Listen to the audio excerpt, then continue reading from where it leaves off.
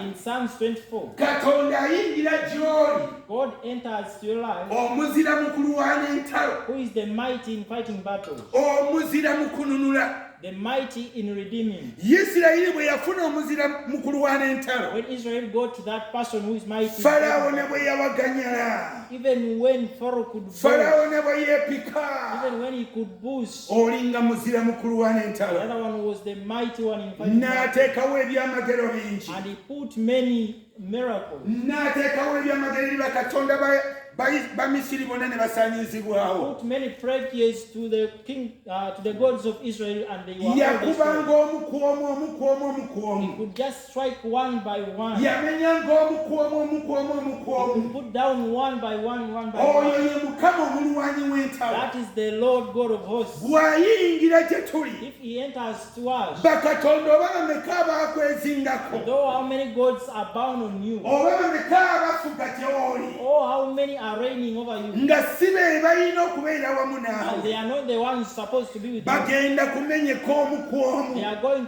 all to be broken one Bagenda by one. kubibwa omukuomu. They are going to break one by Bagenda one. kubibwa omukuomu. And they all going to be struck Kubanga one by gw'olina one. okufuluma ogenda okusinza Because for Katonda. you, you have to get out and go. Malayika bwe yayingira eri Isirayiri. When the angel entered into Israel, Malayika Katonda w'ebigenge n'afa.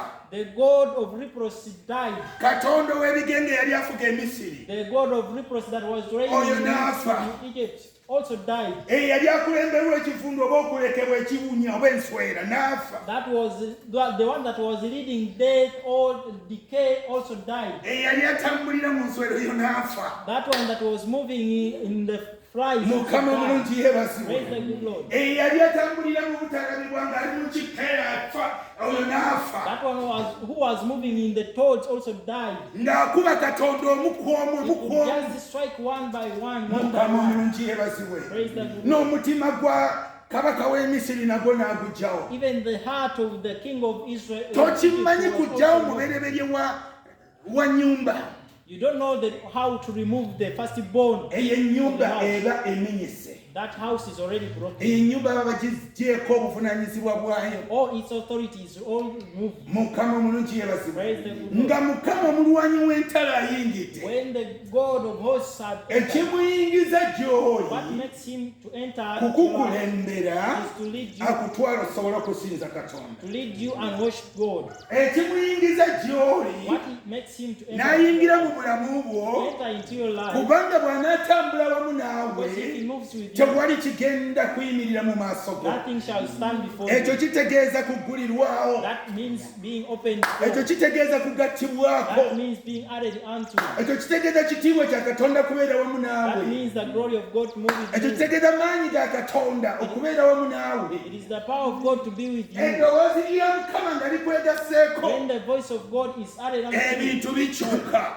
things change. Abaali tebasobola kusinza Katonda Those who could not worship God, ne batandika okusinza Katonda. and they begin worshiping God. Baatandika ennyimba ez'okutendereza nga bakyalina mu kkubo. They began praise songs as they were still Ne in the bagamba nti way. Mukama And osaanidde. they say, "Worthy are you, Kubanga Lord?" malayika Because the Lord, the omulwanyi angel, w'entalo ayimiridde gye bali. who could fight battles, was with Abakulembera okubatwala. them, leading them to the Israel. Bayibuli yegambye bwe tuli mu Zabbuli ya 24 olw'omusanvu Verse 7. tuli ku lw'omunaana. We are now Ti kabaka ow'ekitiibwa y'ani? that who is the glorious King, Mukama ow'amaanyi the powerful God, ow'obuyinza. who with authority, Mukama ow'obuyinza mu kulwana. the authorized God in fighting. Bayibuli ega nti ye bwe bwaggulawo. The Bible says that if he opens, Bwe wabeerawo okugulirwawo, if you're open for malayika oba Mukama w'entalo ayingira munda gye tuli. the God of battles enters in our lives, Ng'omulimu gwe kutukulembera. and his duty is to lead us. Weebaze Katonda We thank God olw'ekiseera kino. for this time, Kubanga yatugamba tugenda kusinza. because he says that we are going to worship. Tugenda We kusinza. are going to worship. Tuyina ekigenda okubeera okwegatta ku bulamu bwaffe. We have something that is going to be added in our Olw'omwenda agambye lives. nti muyimuse emitwe gyammwe He said that raise your heads, mmwe enzigi. you the doors. Kale mugiyimuse Now raise your heads, mmwe bawankaaki you the gates, abatagwawo.